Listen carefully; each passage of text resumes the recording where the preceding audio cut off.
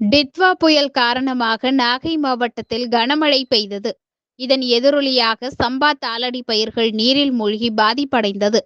இந்நிலையில் பாலையூர், வடகுடி, கீழ்வேலூர், வேளாங்கண்ணி, திருப்பூண்டி உள்ளிட்ட பகுதிகளில் கனமழையால் நீரில் மூழ்கியுள்ள நெற்பயிர் பாதிப்புகளை வேளாண் துறை அதிகாரிகள் மூழ்கிய பயிரில் இறங்கி ஆய்வு செய்து வருகின்றனர்.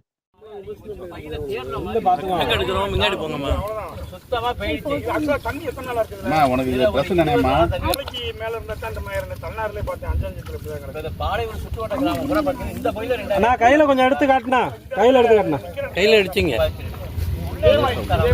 இதே மாதிரிதான் இருக்கு. 250 ஏக்கருக்கு நாங்க என்ன கேட்கறேன்னு கேட்டீங்கன்னா சார், நேரா போயிட்டு உள்ள கணக்கெடுக்க முடியாது. ஜனங்களுக்கு பழைய நடைமுறைப்படி வருவாய் இருக்காங்க, வருவாய்த்துறை கிராம எங்களுக்கு நம்பிக்கை அடிப்படை கொடுங்க. ஏன்னு கேட்டீங்கன்னா இந்த பொம்பளை படி இங்கே சிரமம் இருக்கு. சாத்தியப்படா கூட ஒரு இதா இருக்கு. எங்களுக்கு எக்ஸ்ட்ராக்கு 20,000 அரசு அறிவிச்சிருக்கு. எங்களுக்கு போதுமானதாக இல்லை.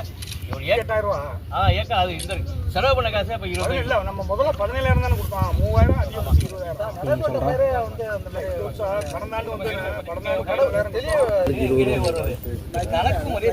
20,000 தண்ணியில கிடைக்கியா முழுகி போச்சு. அப்படியே வேறு பூரா சார் சுத்தமா முழுகி போச்சு. இந்த வேறு பூரா பாருங்க அழுகி போச்சு. இந்த பகுதி பூரா இந்த சுற்றுவட்டுக்கெல்லாம் 2,000 ஏக்கருக்கு மேல சம்பா தள்ளி சுத்தமா பாய்ச்சி போச்சு. ஒரு சில இடத்துல தான் பச்சையா இருக்கு. கணக்கெடுக்க சொல்றேன்.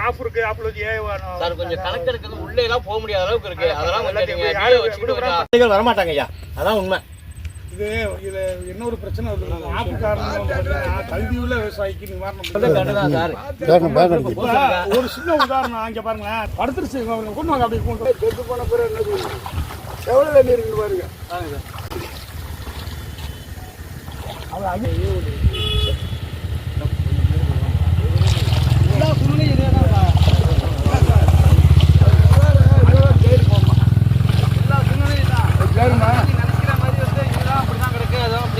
கோவத்தில் வேற யாருமே தரவான இது மட்டும் எப்படி வரும்? பார்த்து முன்ன பின்ன வருது. தண்ணி வடிஞ்சிட்டு இருக்கு. இது அழிகிடுச்சு, வேற அழிகிடுச்சு. இது 15 நாளைக்கு மேலே படுத்துருச்சு. அதான் அது ரெடி பண்ணிட்டாலே தெரிஞ்சுக்கலாம். வேற அழுகுனா தலை சாஞ்சிடும்.